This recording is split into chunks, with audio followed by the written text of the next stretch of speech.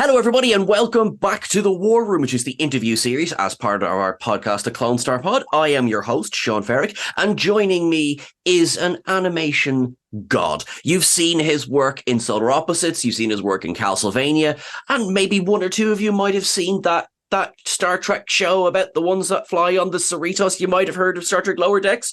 Robby Cook, thank you so much for joining me. How are you, sir? Hi there. Thank you for having me. I'm doing great. How are you?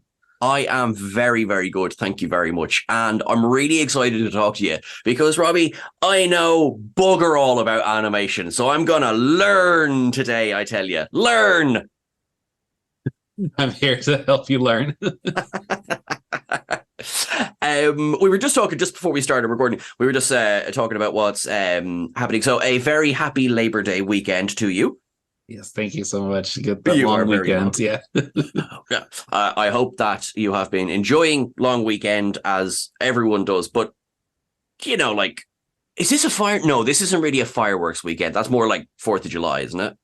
That's definitely more 4th of July. I would not put it past some of the people here to shoot off fireworks, though. We're also in a weird time where, like, you know, because I live in like Burbank, there's fireworks going off because of Universal Studios. Like they always have fireworks going off almost every night because of like the Wizarding World of Harry Potter and whatnot. But also from people, there's sort of a low tolerance of fireworks now because of how they affect like animals. So, like I wouldn't put it past them to shoot fireworks off. But at the same time, like hopefully they won't. So it's a weird thing. I'm actually like, don't get me wrong. Look, I've enjoyed a few fireworks displays. I don't know why we're talking about fireworks, but anyway, listen, this is my fault. I brought this up. I've enjoyed a few fireworks displays, but yeah, on behalf of pet owners everywhere, let's just stop with the fireworks. Really, that would be best. But unless you have a side business in fireworks that you are now taking this glorious opportunity to tell people about, I know it wouldn't exactly be your main area of work. No, definitely not fireworks, but that's not a bad idea though. I mean, that would make a killing here in the States. So I'm telling you, you'd retire overnight. Yeah. No, of course. So I suppose this is like the most general question you probably get asked all the time is kind of like, how do you go from I like to doodle to working on one of the biggest franchises currently existing?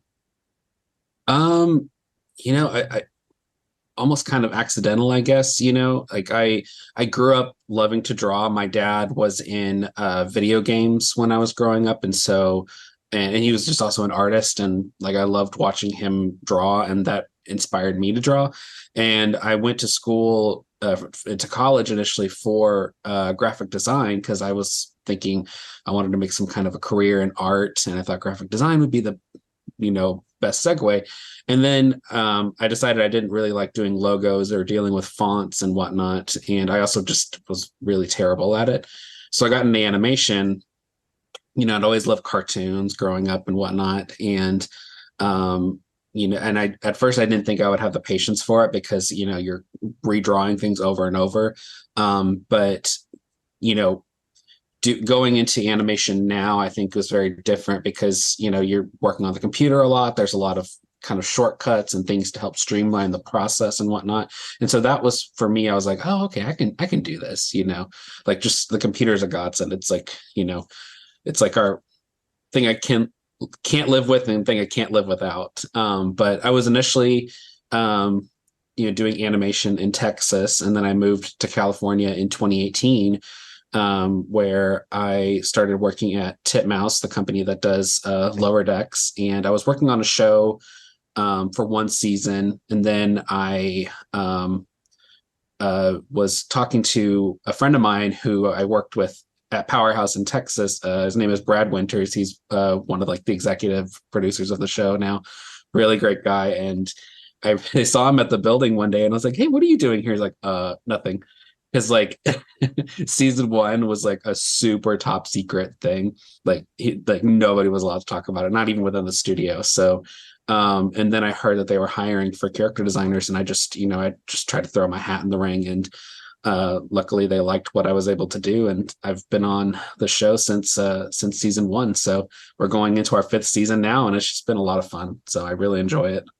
That is fantastic, and also just delighted to hear the words fifth season. That makes me very, very happy.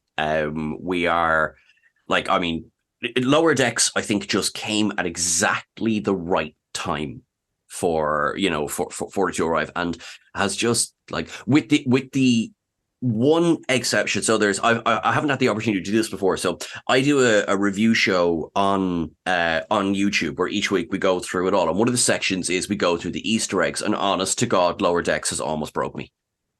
Yeah. I follow someone on Twitter who really does break down a lot of those Easter eggs, because sometimes even I don't see them all, because I sometimes get stuck in my own little bubble of the character design and prop world, where like I know the Easter eggs that are going on there, but then there's like the background artists, there's the storyboard artists, and like they're always sneaking in these little things, and it's just like, wow, like you would have to watch it kind of like 5 times to like really get all of them, which I do encourage, because like like get those views up for Lower Decks, so it's always good. Oh yeah, like totally. I'm right there with you. It's like, oh no, someone had to watch something twice. Oh darn. But like that is so. I also want to bring attention really quickly to. I'm sitting here with your website open in front of me, and I love both the next generation and only original series. I was just looking at your animations there for the cruise. Like they're just fantastic, and even just like a scroll through your Instagram is just like, oh, you got talent. Oh, I thank like you. it. Your stuff is That means great. thank you. It means a lot to me. Thank you. I had a happy little excited moment as well, because as I was going down through Instagram, I saw you had done a portrait of James A. Janice and Chelsea Rebecca, and I've loved Dead Meat for ages. Sorry, so it's just like, cool, a fellow fan. I love the Dead Meat show and the Dead Meat podcast. It's kind of one of those things that I think I had started watching them, I think in like 2018 or something. But then when the pandemic happened, like they really did, like their shows kind of helped me get through that. It was so comforting. And yeah, like I love, they introduced me to movies and whatnot that like I really just was not aware of. And like I love those type of shows and podcasts where they introduce you to something that you really have not heard of and kind of widen your knowledge of these things. Plus like I think moving out to California as well, we have Universal Studios Hollywood out here, and they have Halloween Horror Nights every year, and so that really kind of got me more into more of the horror stuff, and so naturally they were doing horror coverage as well. So but yeah, I'm a big fan of their show. Also just really nice people, like just hearing them on the podcasts and whatnot. So that's really cool, because you're right. Like kind of you can see the like you can see when a creator's inner self is just so on show. So this is my interesting segue to go. How much of yourself is in all of your art, and which character design should we be looking at to be like, that's Robby? So like I feel like my personal art style is very colorful, and I use like a lot of bright colors and sparkles. I think it just is a tendency of mine as a gay man to go towards that stuff. So I really like that. I love drawing like princesses, drag queens. Like it's really kind of whatever I'm feeling in the moment. And I really wish that I had like a somewhat consistent art style, but I don't. It's just kind of whatever I'm feeling in the moment. And I will say there's an episode in season 4 that does have a lot of like characters that I really, really liked drawing, and I wish I could give you more information about it. But you'll just have to watch. It's a good episode. Season 4 just is so good. I can't wait for you guys to see it. Trying to think if there's a character. I mean, I do have a cameo character in season 2. It's season 2, episode 5. It's the Admiral's Ball. Like if you go through that scene, there's a caricature of me in there. I forget what my rank is. I think I'm like maybe commander at that point or something. But pretty much everybody within the ball, with the exception of like a few people, because some people were actually from like this call out from the show or something. Mm. But a lot of them are crew members, which is kind of funny. Like one of the character designers is in it. A few of them are in it, actually. One of the production assistants is in it. One of the executives is in it. So that was really funny to sort of kind of populate that scene with just like hidden people in it. So yeah.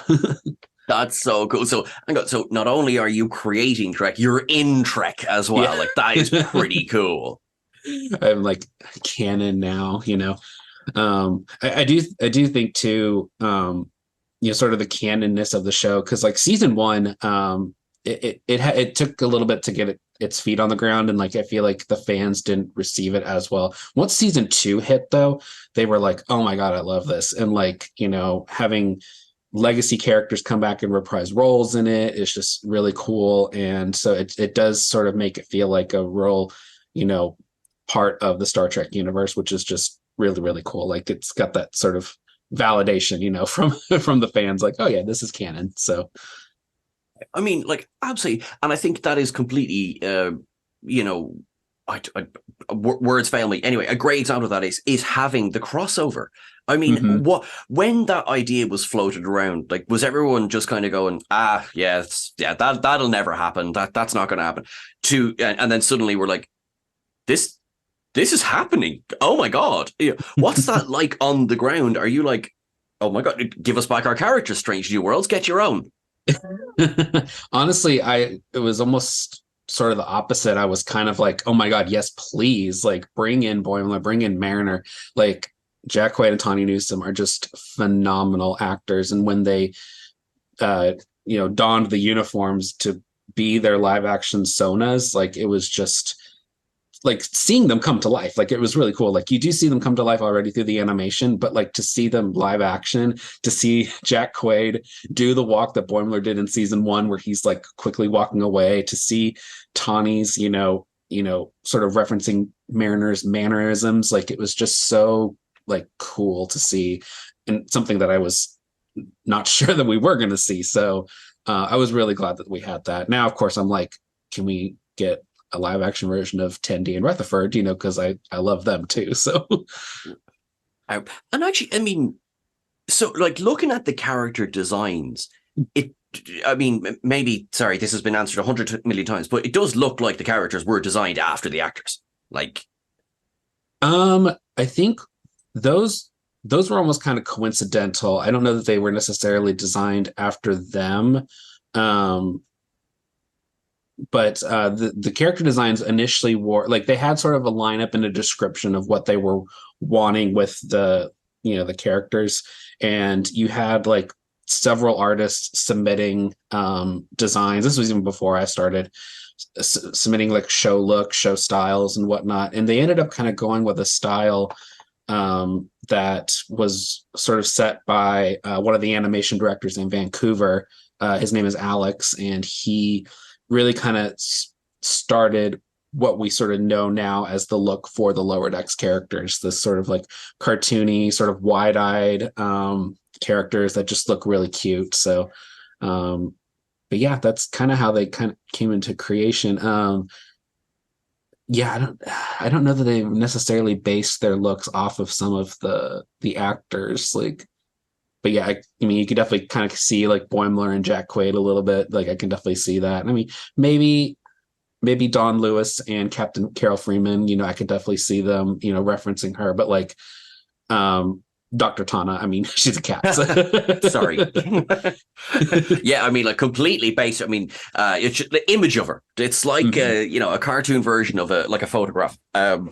But no, that is it's just, and just to mention as well, like the actual style, it's quite because we've seen now like legacy characters appearing in this style as well, and I don't feel like it's any less real, for want of a much better term there. But like you see Riker and Troy turning up. I was just recently rewatching season 3, so Zephram Cochrane and everything, and it's like, yep, this is just another episode of the show. Long gone is any kind of question of where will this fit in terms of kind of like, no, this is early 2380s. It's just animated as opposed to live action. I really do love that too. Just like getting to take the legacy characters like Cork was that was one character I got to design. I thought he was Oh, a lot brilliant. of fun, and a little. I think when he recorded his lines, he actually did it with his teeth as Cork, to do the lines to like actually give like the Cork, to make him sound as authentic as possible. Which I was like, that's so cool. That's like really getting into the character. Cork was fun. That coat though, oh my goodness, because he has this elaborate coat and to try to come up with a design that's like you know colorful and loud enough, but also to a point where animation isn't going to kill you because you did this ridiculous design. Like that's always sort of a fine line to sort of walk when you're coming up with these. And then so like would that be like the biggest challenge, if you like, for character design and carrying it through? Just like when you have something, of course, coat is a great example, actually, yeah, with all these colors going on. But would that be like the biggest design, or would it be say things like facial expression, things like that? Yeah, I mean, when we're doing some of the designs and you will get like a character, like for example, like the Cardassians, sorry. I'm with you. Don't worry. Keeping up with the Cardassians, when we did those designs for season 2, they were pretty detailed, and like the neck and the armor and whatnot, and like the facial details. We had to try to find a way to sort of simplify that, because like I do think that with one of the show styles, I think is almost like the simpler the better with some of the expressions. So like we try to get rid of as many like facial lines that you might see, just to try to really convey the expression. I think there's only like a few times that when you get like really close up to the characters that they show like the lines and whatnot, like Ransom turning into the god and like his head is huge. Like, they definitely, added some extra lines in there for him. But yeah, there is some trouble sometimes when like you'll get like one of the aliens and try to convey that in a way that it's not looking too, too busy for animation, because like sometimes the face, like if there's too many like horns or something on there, it can sometimes look buzzy on screen, like where it's just like it has a weird like effect. So we definitely have to try to like think in terms of like what's going to look good for the animation as well, for this design. Of the characters that you've designed and worked on Lower Decks, but also I want to expand and talk about obviously some of your other work as well. Yeah. Has there been any that the initial design ended up not being in any way related to what the final design was when it got to screen? Not on my end personally. I will say I think the of the main 8, the one who saw like the most change was probably Tendi, because I don't think that they initially had her with that sort of cute like cropped haircut with the other side swoop. They almost had her almost like She-Hulk in a few designs, where like she had this long wavy green hair, and had her a lot more like kind of, I mean, she's pretty curvy in the show already, but like they had a different look for her because she's an Orion and whatnot. And so I think that they were trying to like sort of steer away from like the overtly sexy Orions like that you saw in like the original series. But she definitely went through a lot of change. And to me, if they ever come out with an art book on Lower Decks, I really hope that they like show some of that initial progress artwork, because like some of it's really cool. Like you're just like, wow, could you imagine what that show would have looked like if it was in that style? So yeah, Tendi definitely was on a journey for her.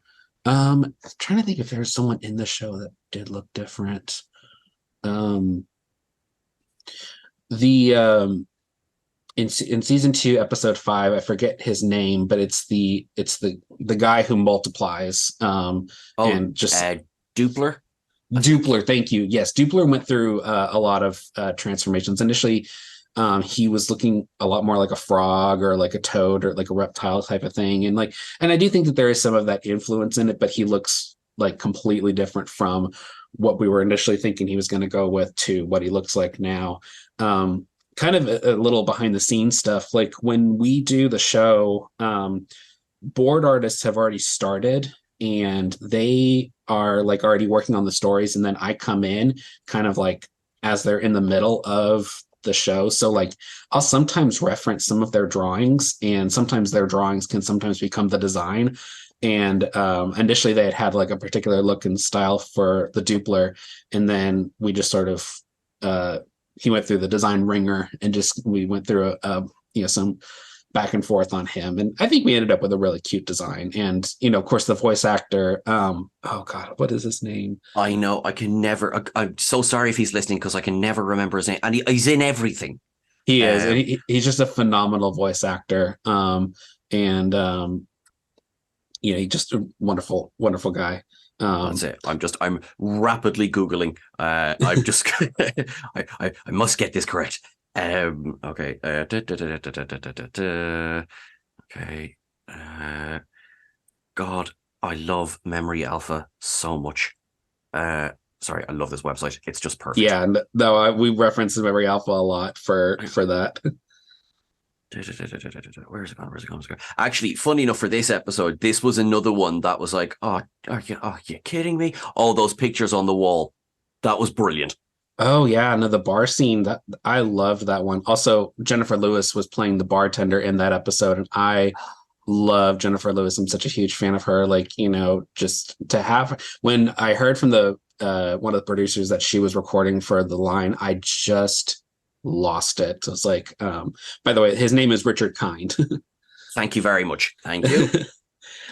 Yeah, Richard Kind is a phenomenal voice actor. And from what people I know who are in the record session saying, he's just an incredibly sweet person, which I think is also really nice to hear when, some of these people that you really like are as nice as they say they are. Precisely, yeah. Like, kind of, I had Robby on the podcast. Yeah. Evil man. Yeah, very evil. Responsible so many fireworks being let off. He looks for the dogs and then just no. I'm sorry. I don't know what my obsession is with fireworks as today. I'm sorry. I don't know what it is. If there's any episode of season 5 that now has fireworks, I'm going to be like, this is mine and Robby's conversation.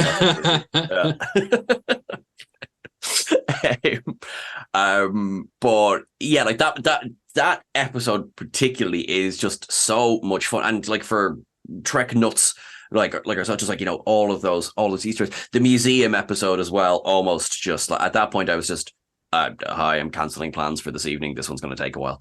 The person you follow on Twitter, it wouldn't be Jörg Hillebrand, is it? Yes, because yes. I don't know how he does it. I don't know either. He definitely just goes like frame by frame or something and just like finds them. I'm just like, geez, how'd you do that? So just imagine, we didn't even realize we'd put that in there. Exactly. I do love whenever like it's sort of like my turn, to put in a hidden Easter egg, and then they find the exact reference that I found. I'm like, yes, you got it. Like, vindication, almost. Of course, which begs the question then, do you have a favorite or even a collection of favorite Easter eggs that you've managed to sneak in there?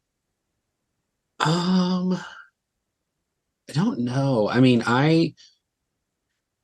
there honestly, there've been more that haven't made it in that I wish would make it in. Like,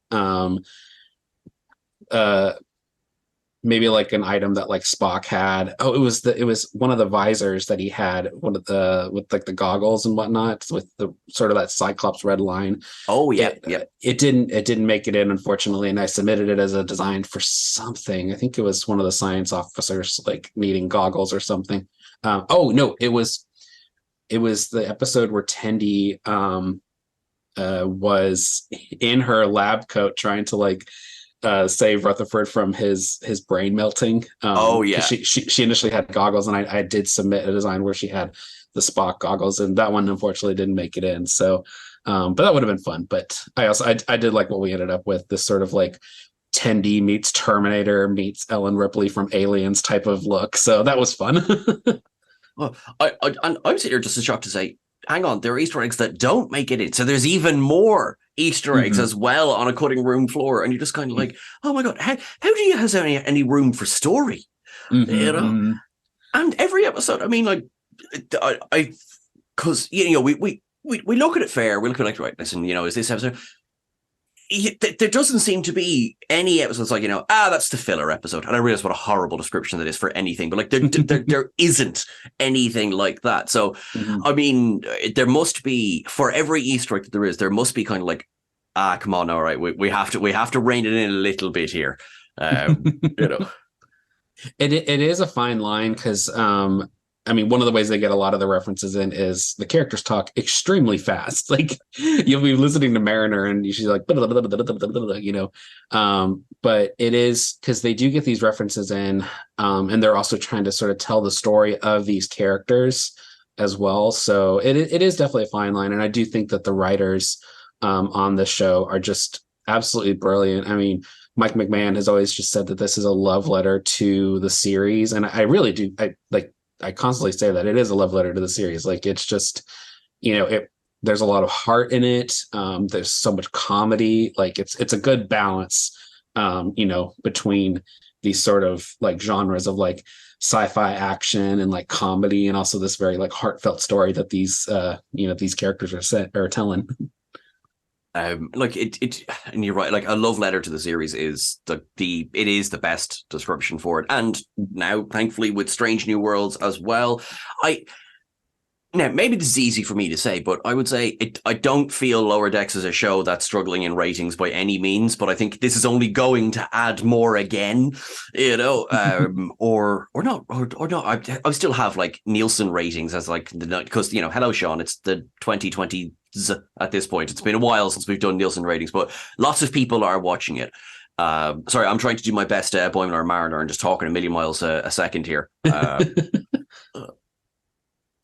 I haven't really paid attention to the ratings, honestly. I honestly am just been sort of looking at the reception to it online, like through Twitter or X, sorry, and like Instagram and all that stuff, and it may not be the best gauge for it, but it definitely, makes me feel good about it. But like, yeah, the reception to it has just been overwhelmingly warm. I mean, even on Reddit too, there's like this subreddit that is the Lower Decks one. And, they were pretty harsh on season one. And I feel like, as the seasons have gone on, they've gotten like more on our side. The only thing, and I don't know where you stand on this, and I can't stand it, is when they try to ship Mariner and Boimler.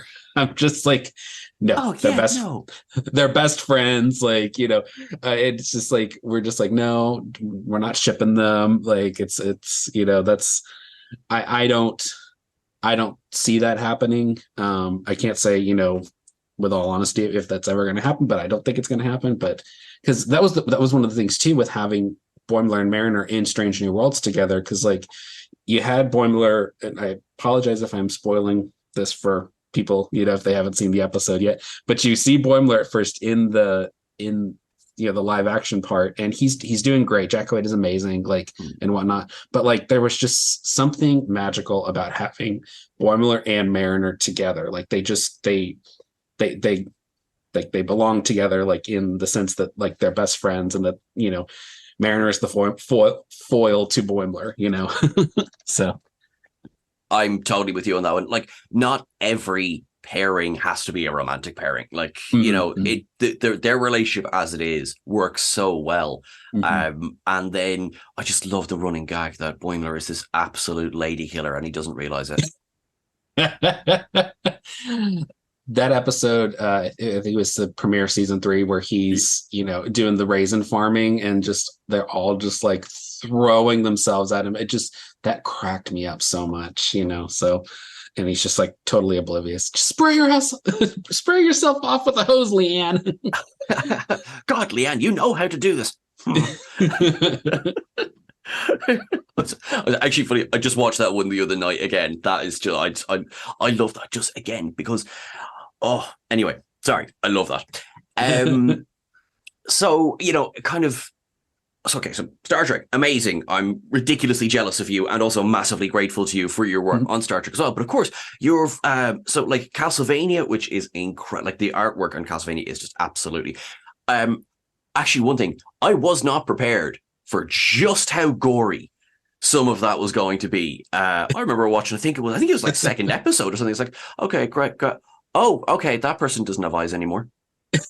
Yeah, I loved working on Castlevania. Sam and Adam Dietz, who are the directors on it, are just phenomenal artists and directors on it. I was very fortunate to get to work on it as little as I did when I was in Texas.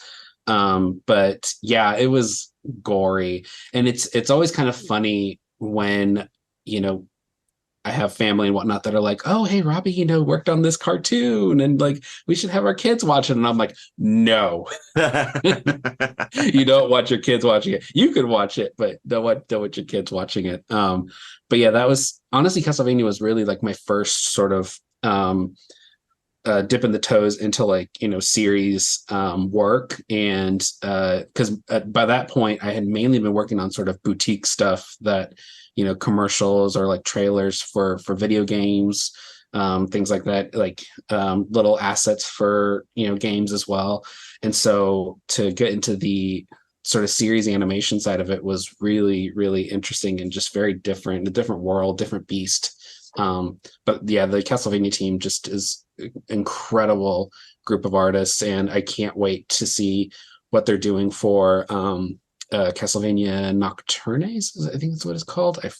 I forget the name of it, but I know they've been working their butts off for that, and just some of the most talented people. They really did make like a beautiful piece of art. So, and it is that, and I think, I mean, I feel like we are now living in a time where people get that it is art. Like animation is art. It's I would love to say that no one has ever thought cartoon. Sure, that's not real or whatever. Like anyway, and now it's like no. It like the medium requires just as much, if not an awful lot more, work and dedication from a massively talented group of, well, everyone really. Which is, of course, not to say live action doesn't. Although in a franchise like Star Trek now, you've got so much CGI going on as well that, I mean, can any of them really be called live action at this point? Yes, by the way, before people come for me. Just so like in your own, like your career as an animator, have you found that people have become more like, more appreciative to the work of animation, or from your point of view, have people always been? I That's a really good question. I do think that there are people that are more appreciative for animation because, like, you have like these millennials who grew up on, like DuckTales and, Tailspin or, Rugrats and all that. So I do think that now that they're adults, they really are, they're like, well, I liked cartoons as a kid. Why can't I like them as an adult? So, I do think that there is an appreciation for cartoons for like the older generation. It's like, you don't have to just like them for as a kid, which, I love. And, Guillermo del Toro, he, famously said in his Oscar speech about Pinocchio that this is, not just for kids, it's an art form and, we should treat it as such. And also that Pinocchio movie that he did for Netflix was beautiful. I mean, it's so haunting, it's so chilling, but I mean, he really did push the art of animation forward on that. Just so good, so good. So yeah, I do. It could be also the sort of bubble that I live in because I definitely am surrounded with people that love animation. So from my point of view, like I do think there is an appreciation for the animation, but even that, older people still are like older people are loving Lower Decks, and like that, people that grew up on Star Trek, like they're loving the animated form of it. And I'm like, that's so rewarding to hear, So yeah, does that answer? I don't know if that answers your question or not, but yeah. It does. I suppose like the important thing for me is that like I love that you as an artist are able to, get this kind of appreciation, that that you don't have people going, oh, what are you doing? Oh, you're working on cartoons. Oh, well, better luck next year. It's like what? You do still get that, but you also do get the like, whoa, like, because I mean, the world of animation and the world of cartoons is like another world. Like you're sort of creating these worlds for people to watch. So I don't know. I just get in awe whenever I meet someone that's in entertainment or some part of a studio or whatnot. It's just like, that's so cool. So, like a friend of mine, he was in the production side of Everything Everywhere All at Once, and I fangirl over that because it's just an incredible movie. So, for me, I fangirl out over people that are just in the world of entertainment like that. That's cool. Oh, I love that as well. And like, I think that's kind of how I feel like, kind of like, I'm talking to one of the animators and no, this is amazing. And you're sitting there in Burbank, you're like right beside all the studios, like you're where it is, like, oh, I'm jealous. But happily jealous. I'm like, oh no, this is cool. I like this. This is cool. So solar opposites as well, of course. That has just been, so I haven't seen as much of it as I would like, full disclosure. But that first episode was very good. But no, so like, I love this. So is it kind of like right, what's Mike McMahon doing now? All right, we're going to go and work with him again. But honestly, is there a bit of that? Like, I know when I'm going to stop talking. Solar opposites, what was that like? That one, I've been working on it not as long as Lower Decks. I started sort of working with them in a freelance capacity, I think around season 3. And like I knew of it, but I didn't like know like officially of it, but I knew that it was another show that Mike McMahon was doing. And I watched the first 2 seasons of it, and I was just like, oh my God, like, I wasn't sure if I really liked that Rick and Morty like sort of style and humor, but I was just like, this is funny. Like, I don't know, just like maybe it's just coming from years of working on Castlevania where like we had that cartoon gore and then you got like this stuff here. I loved that. But it's been a lot of fun working on that show. The team over there's been working their butts off. And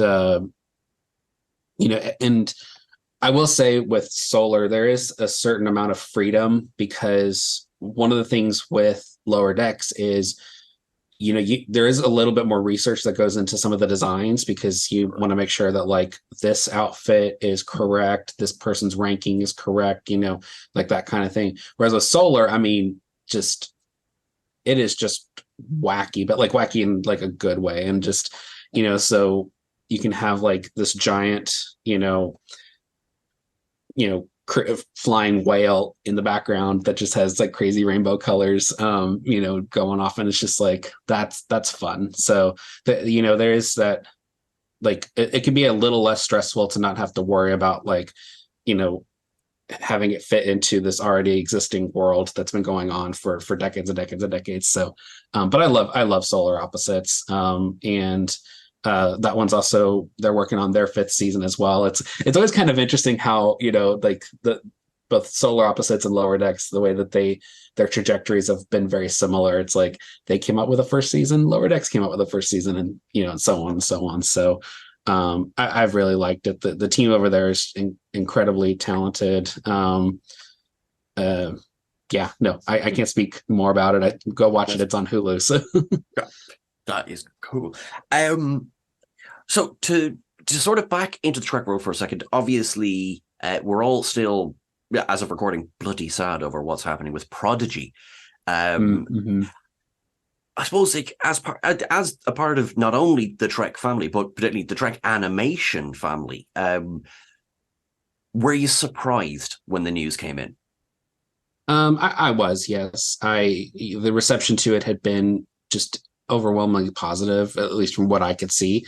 And they're sort of similar to us, where they're dealing with some legacy characters. And I mean, I really loved the look of Prodigy too. Just the designs were so lush and colorful, and of course it did sort of confuse people whenever I would say I was working on a cartoon Star Trek series. They would think I was working on Prodigy. So but I'm like, oh, that's not the one I'm working on. So yeah, I was surprised and a little shaken by that. That was unfortunate, and I really do kind of hope that maybe in the future or something it gets picked up by somebody else. A lot of very talented people working on that crew, voice actors, artists and whatnot. So yeah, I really do hope that that it finds a new home, because the other thing too that it's been really sort of disheartening about that too is it gets removed from the platform, and I can't speak too, I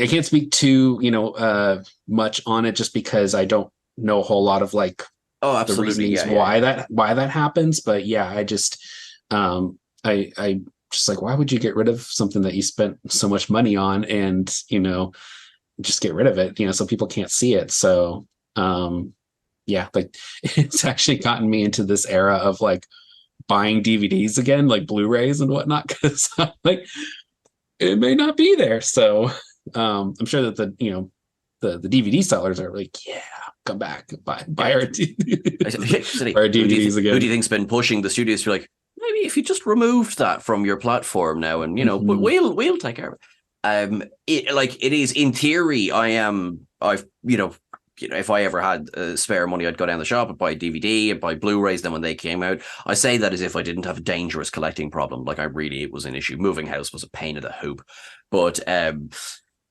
that I'm kind of getting there again, like at the moment, yes, you can only get Prodigy on Blu-ray. I think the full season Blu-ray is coming in the next few days.